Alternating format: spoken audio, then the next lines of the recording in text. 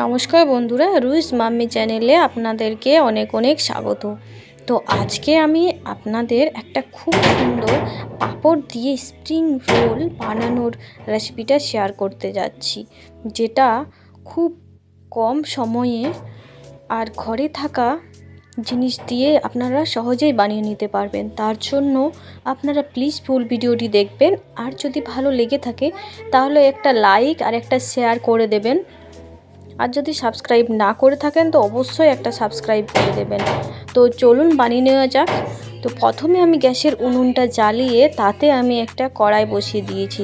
কড়াইটা ভালো করে গরম হয়ে এলে তাতে আমি কিছুটা সর্ষের তেল দিয়ে দিয়েছি, আর ফোড়নে আমি দিয়েছি জিরের ফোড়নটা হয়ে এলে তাতে আমি কুচনো কিছুগুলো লঙ্কা দিয়ে দিয়েছি, আর দিয়ে দিয়েছি আদা। আপনারা যে পরিমাণে ঝাল খাবেন লঙ্কাটা বাড়িয়ে কমিয়ে নেবেন। এরপর আমি কতগুলো মটরশুঁটি ছাড়িয়ে রেখেছিলাম, সেই মটরশুঁটিগুলো আমি এরপর তেলের মধ্যে দিয়ে দেব। যেহেতু আমার মটরশুঁটিগুলো কাঁচা ছিল, তাই আমি কিছুক্ষণ ধরে এই তেলের মধ্যে মটরশুঁটিগুলো এইভাবে নেড়ে চেড়ে ভেজে নেব। দেখবেন মটরশুঁটিগুলো এইভাবে ফুটে আসবে। তো তখন আপনারা বুঝে নেবেন যে মটরশুঁটিগুলো আমার হয়ে গেছে, এগুলো পুরোপুরি ভাজা। আর এরপর আমি এক এক করে সব গুঁড়ো মশলাগুলো দিয়ে দেব। প্রথমে দিয়েছি আমি হলুদ গুঁড়ো, আর দিয়েছি আমি একটু লঙ্কার গুঁড়ো, আর দেব আমি একটু জিরে গুঁড়ো, আর সামান্য একটু ধনে গুঁড়ো। এগুলো দিয়ে আবারও আমি কিছুক্ষণ নাড়াচাড়া করে নেব।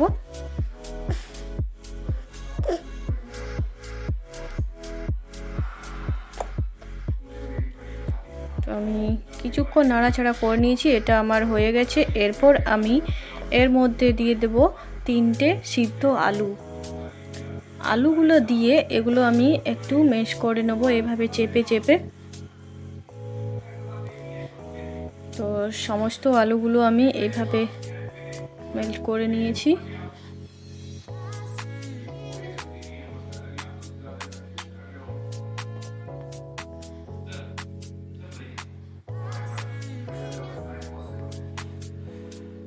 এরপর আমি দিয়ে দেব এর মধ্যে স্বাদ মতো লবণ।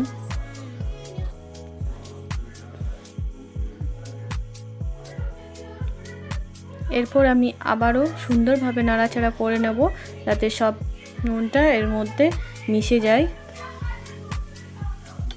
এরপর আমি দিয়েছি 1 চামচ মতো ভাজা মশলা। এটাতে জিরে, ধনে, শুকনো লঙ্কা আর গরম মশলাগুলো, গোটা গরম মশলা দিয়ে আমি এটা বানিয়েছিলাম। তারপর ওপর থেকে আমি দিয়ে দেব একটু কুচনো ধনে পাতা দিয়ে আমি একটু নাড়াচাড়া করে নেব, তাহলে আমার এটা রেডি হয়ে যাবে।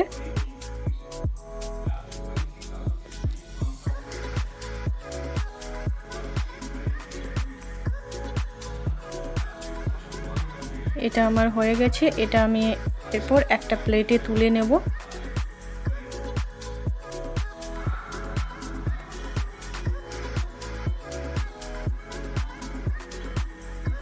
এরপর আমি একটা ছোট বাটি নিয়েছি, তাতে আমি হাফ কাপ মতো বেসন নিয়েছি, আর সামান্য একটু লবণ দিয়েছি, আর একটু একটু জল দিয়ে এটার আমি একটা ব্যাটার বানিয়ে নেব।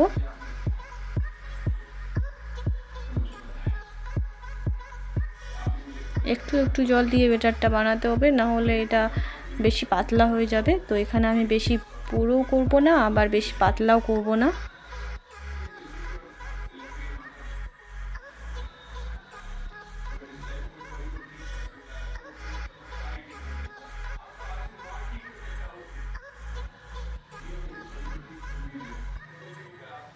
এই দেখুন আমার ব্যাটারটা এই রকম আমি বানিয়েছি। এরপর আমি একটা থালা নিয়েছি, থালার মধ্যে আমি কিছুটা জল দিয়ে দিয়েছি। এরপর এই দেখুন আমি একটা পাঁপড় নিয়েছি। এই পাঁপড়টা আমি জলের মধ্যে এইভাবে উল্টে পাল্টে একটু ভিজিয়ে নেব। পাঁপড়টা জলের মধ্যে রেখে দেবেন না, বেশি ভিজে গেলে আবার এটা হবে না ঠিকঠাক। তার জন্য আমি একটু ভিজিয়ে তুলে নিয়েছি। এরপর একটা শুকনো কাপড়ে এর জলটা আমি ভালো করে মুছে নিয়েছি। এরপর একটা থালার মধ্যে দিয়ে তাতে আমি এই যে বেসনের ব্যাটারটা বানিয়েছিলাম সেই ব্যাটারটা এই পাঁপড়ের পুরো গায়ে আমি মাখিয়ে নেব। এই ব্যাটারটা দিতে গেলে হয় আমাদের যে তেলের মধ্যে এটা ভাজা হবে, তেলটা আমাদের এই পাঁপড়ের গায়ে লেগে থাকবে না। এরপর এই যে আমি পুরটা নিয়েছি, এটা আমি এইভাবে রোল করে লম্বা লম্বা করে রোল করে নেব। এই দেখুন এই যে আমি আলুর পুরটা বানিয়েছিলাম এটা, আর এইভাবে আমি পাঁপড়ের মধ্যে রেখে দেব। আর যেভাবে আমরা স্প্রিং রোল বানাই দুদিকটা মুড়ে এরপর আমি এইভাবে রোল করে নেব।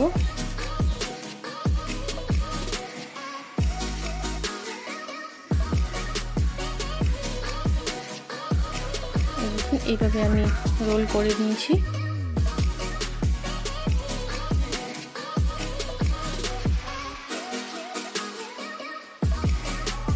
আরেকবার আপনাদেরকে ভালো করে দেখিয়ে দিই।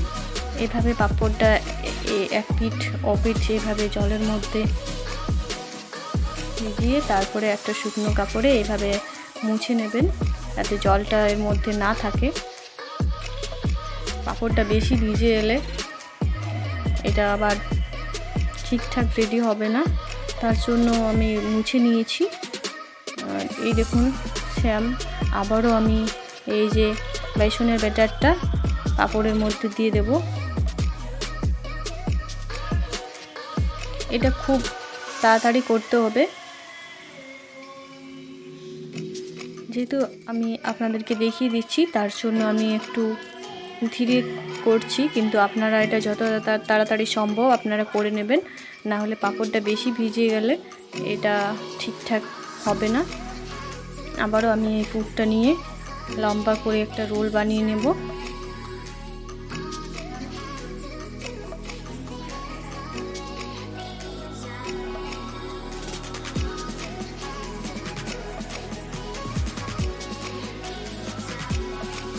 এটা এরপর আমি এইভাবে সেম একই প্রসেসে দু সাইডটা এইভাবে মুড়ে এভাবে আমি রোল করে নেব।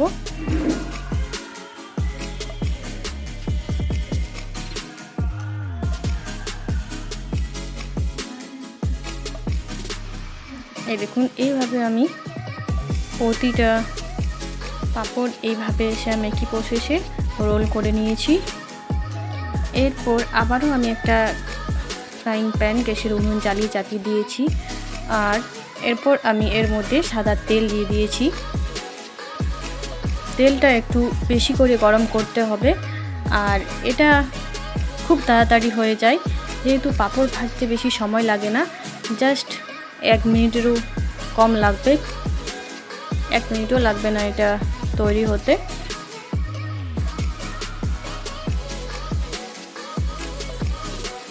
তেলটা যেন খুব বেশি গরম হয়, কম গরম হলে পাঁপড়টাতে তেল শুকিয়ে নেবে। তো এই দেখুন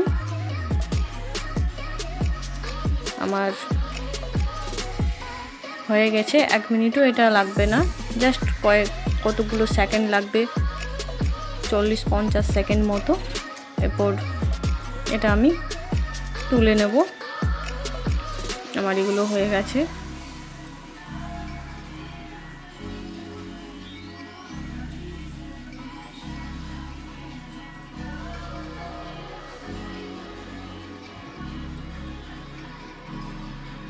আবারও আমি বাকি পাঁপড়গুলো এইভাবে ভেজে নেব।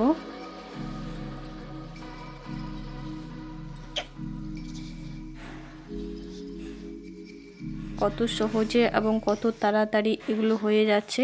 আপনাদের বাড়িতে যদি কোনো গেস্ট এসে থাকে বা বাচ্চাদের টিফিনের জন্য আপনারা এটা বানিয়ে নিতে পারেন ঝটপট করে। বা বিকেলের নাস্তাতেও এটা বানাতে পারেন। আর এটা খেতে খুব টেস্টি হয়।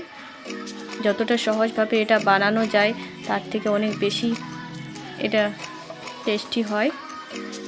তো এই দেখুন আমি এগুলো সব তুলে নিয়েছি। এরপর আমি এগুলো ছুরির সাহায্যে এভাবে কেটে নেব। তো এরপর সবগুলো আমি এভাবে কেটে নেব। তো চলুন আজকের মতো এখানে শেষ করি। আবারও দেখা হবে আপনাদের সাথে পরবর্তী ভিডিও নিয়ে।